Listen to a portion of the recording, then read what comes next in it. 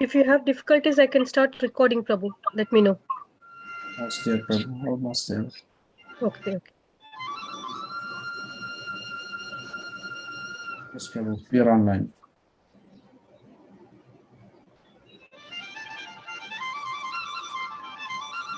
You're online, Prabhu. You're live.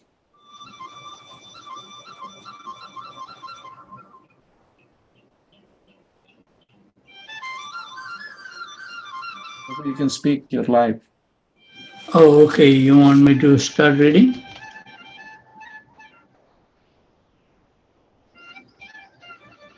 Raghav Chaitanya Prabhu, you want me to start reading? Live. Oh, Yes, okay. You Prabhu, you want can me go to? ahead and start. Yes, I Prabhu, he's didn't. saying you can go ahead Yes, and start reading. Raghav Chaitanya Yes, Prabhu, Prabhu. Recording you has been want me to started. start reading? Yes, Prabhuji. You're online. You're Okay. Okay. Thank you very much. I just want to make sure. So we are reading from the second volume of Krishna book on chapter 5, which is very good long chapter, talks between Krishna and Rukmini, about what 15 pages I think this chapter. I will read a little bit to bring up to the speed and then we will continue. Let me see. I think this whole paragraph is so wonderful for repetition. Rukmini says, "My dear Lord, you have advised me to select one of the princes such as Sisupal, Jarasandha or Dantavakra. But what is their position in this world? They are always engaged in hard labor to maintain their household life, just like the bulls working hard day and night with the oil pressing machines. They are compared to asses, beasts of burden. They are always dishonored like the dogs, and they are miserly like the cats. They have sold themselves like slaves to their wives. Any unfortunate woman who has never heard of your glories may accept such a man as her husband. But a woman who has learned about you, that you are praised not only in this world, but in the halls of the great demigods like Lord Brahma and Lord Shiva, will never accept anyone beside yourself as her husband. A man within this material world is just a dead body. In fact, superficially, the living entity is covered by this body, which is nothing but a bag of skin decorated with beards and mustache, hair on the body, nails on the finger, and hair on the head.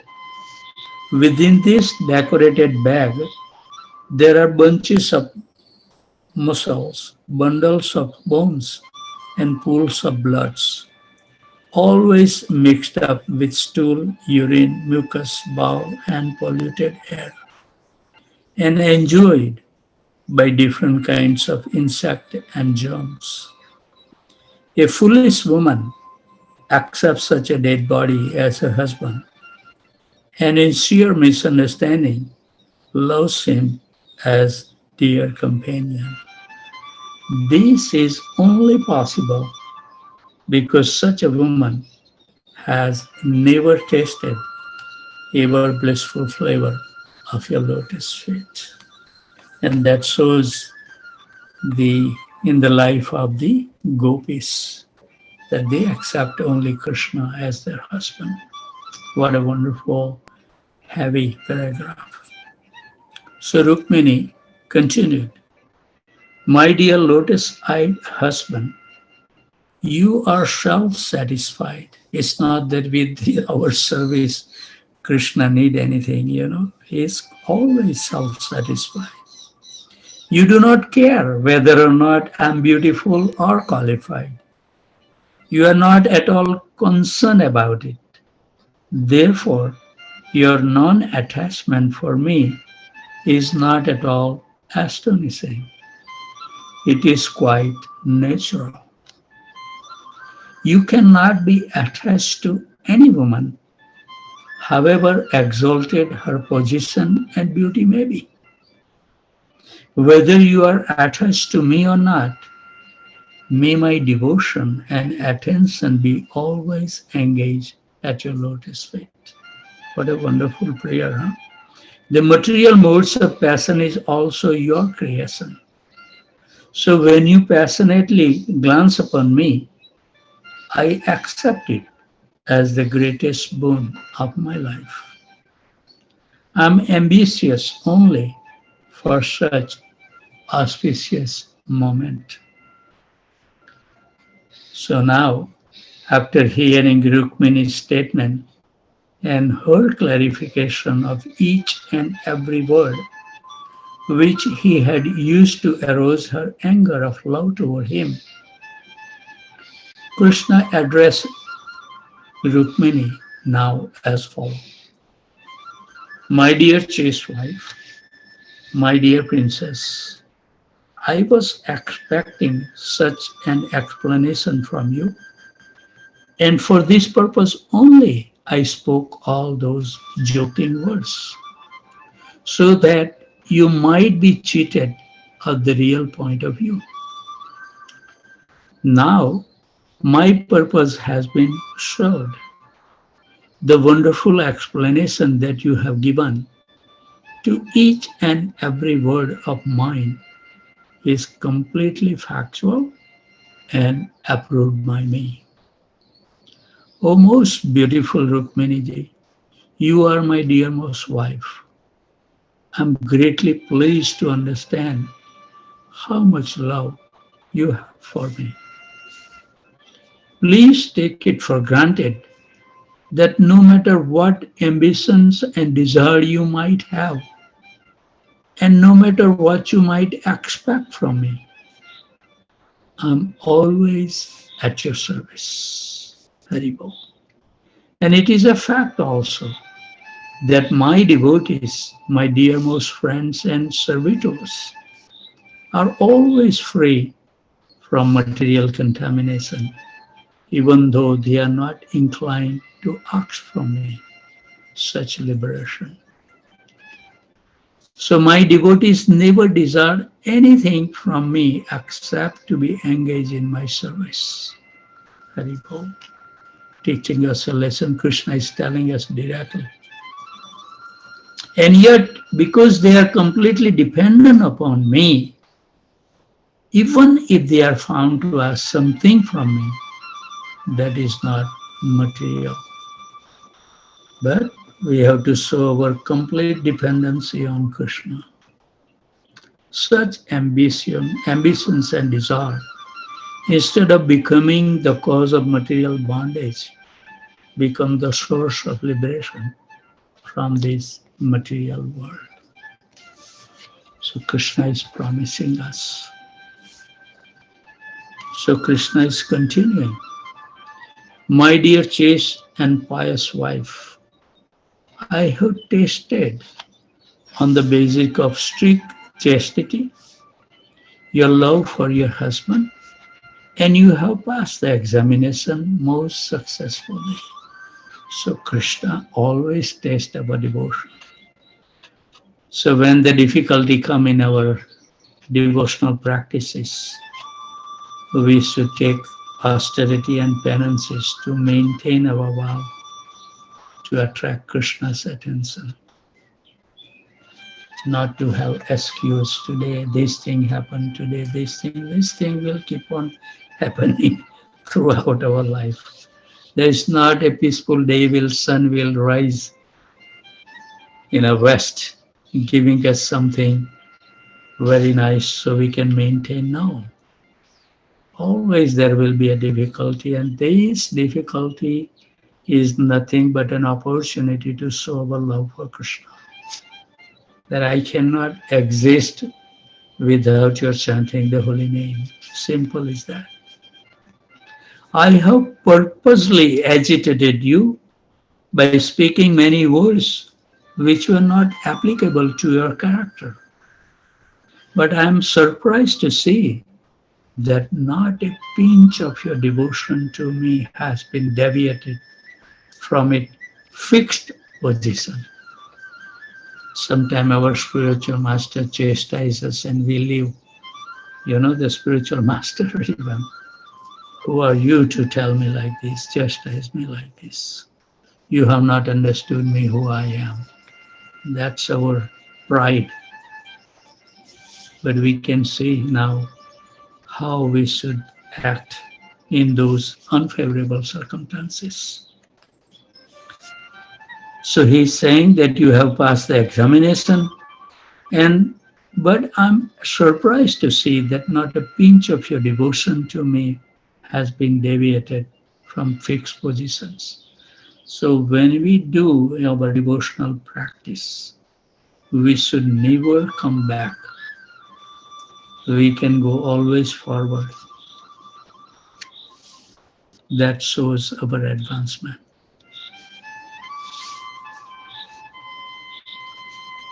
My dear wife, I am the bestower of all benedictions, even up to the standard of liberation from this material world.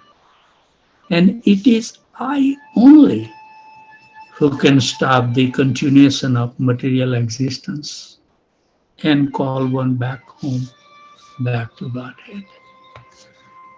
Krishna is the only one.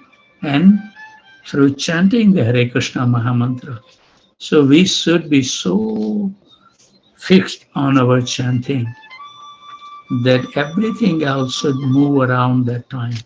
You know, the other things, some devotee says, Prabhuji, you know, I cannot wake up sometime. I think try this practice. I have done initially when I was not fixed up little. Right now also I'm struggling every day. But the thing has helped me is pinch 9 times right at our main chakra. Main chakra is here between the eyebrows. So you tap 3 times, wait little, again tap 3 times, wait little, and again tap 3 times. And just say, what time would you like to get up? It has helped me. You just say, I want to get up at 3 o'clock. And you will see Krishna will help you to get you at 3 o'clock.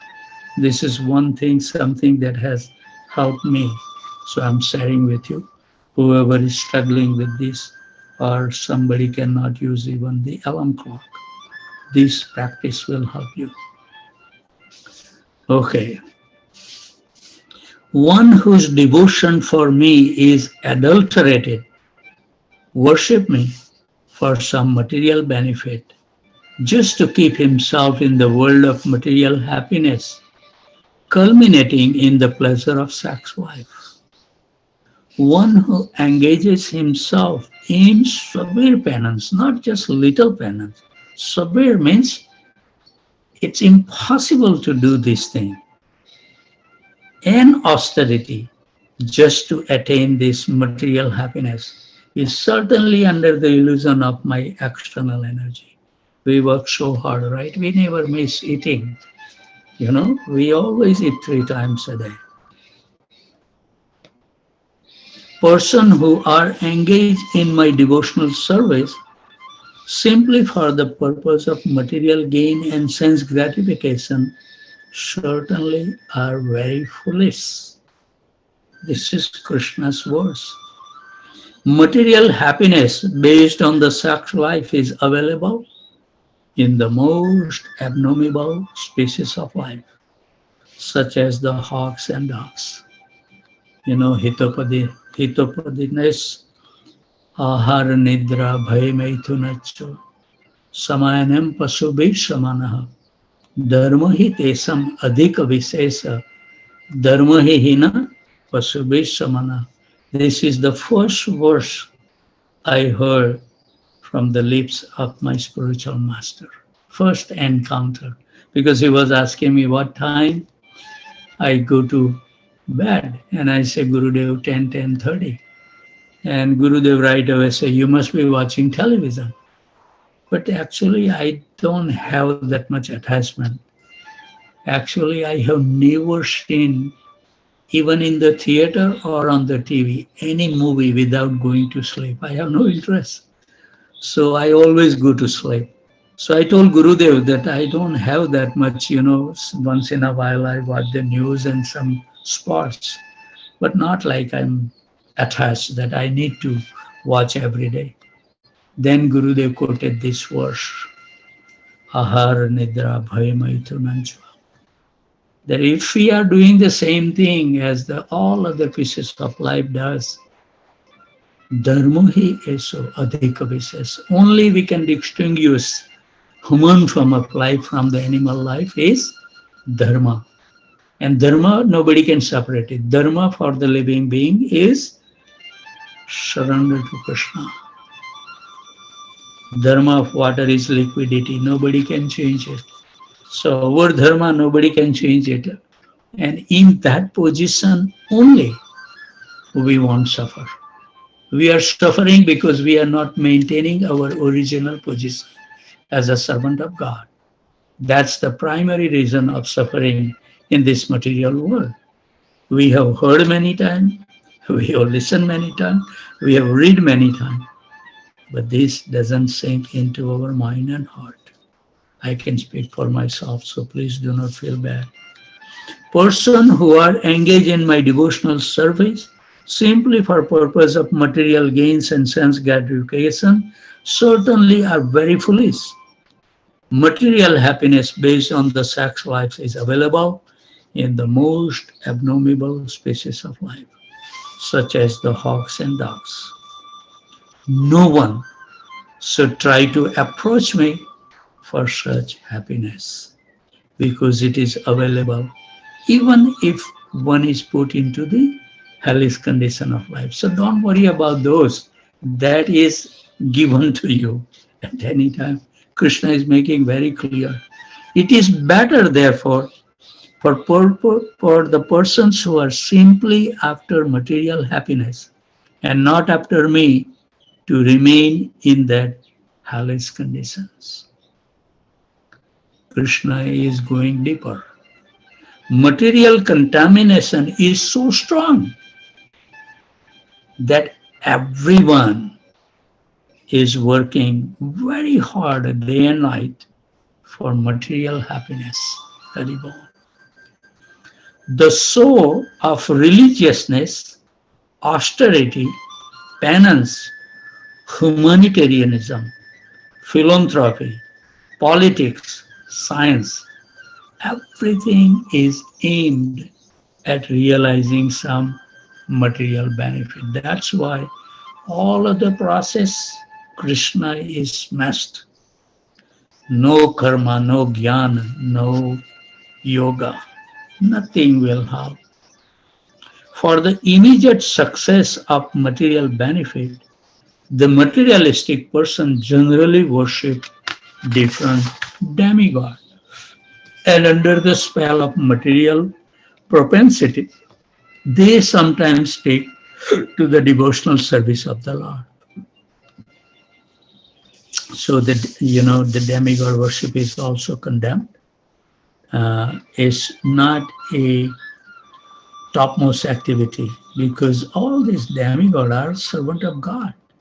And when you stop the service of this demigod and you start worshipping Krishna, actually they are so happy to see that, oh, this soul is really taking up the nice thing. They won't curse you if you stop worshipping them. Sometimes it is so happens that if a person sincerely serves the Lord, this word sincerely, we need to define what does it mean by sincere. And at the same time maintains material ambitions. The Lord very kindly removed the source of material happiness. And without finding any recourse in material happiness, the devotee then engage himself absolutely in pure devotional service. So as long as we are enjoying this material world, we won't become serious in our devotional practice. Krishna is making those points very clear, very practical. He doesn't stop there. He continued, "My dear best of queens, it is clearly understood by me that you have no material ambitions. Your only purpose is to serve me. And you have long been engaged in unalloyed service. Exemplary, unalloyed devotional service not only can bestow upon the devotee liberation from this material world, but it also promotes him to the spiritual world for being eternally engaged in my service." Haribol. Persons who are too addicted to material happiness cannot render such service. Krishna is making very clear, crystal clear instructions. Persons who are too addicted to material happiness cannot render such service. Now he's talking about women whose hearts are polluted and full of material desire, devise various means of sense gratification, while outwardly showing themselves to be a great devotee. You know, always, so many times even my Guru Maharaj says, putting tilak, wearing sari or wearing dhurta and koti doesn't mean devotees. My Guru Maharaj said there are so many demons in the dress of a devotee in our movement. And Prabhupada was really worried. Prabhupada has predicted that this Hare Krishna movement cannot be destroyed from outside. If it's going to have shortcoming or some shortfall, it would be created by the people who wear the tilak and wear the kurta and dhoti and carry the japamala in their neck. These are the demon can destroy this movement. Be careful whom you associate. My Guru Maharaj told me, Prabhupada initiated more than 10,000 disciples. Within few years of the time, Prabhupada left this world in 1977. And I think my Guru Maharaj was giving a class in 1982. And he said, where are those disciples? You will be amazed to hear that out of 10,000, only in hundreds, after Prabhupada departure, continue the devotional worship. So don't take any pride. The time tide can swipe away if we are not strong enough to sustain those impulsive attractions of this material world. So Krishna continued, Haribol. What time is it? It's 6:55. It's good that Krishna gave me intelligence to look at the clock. We should be punctual in our worship. With those thoughts, always remain happy, jubilant, and totally fearless. And whoever you come across, give them a kind word that their life can also become successful and fearless.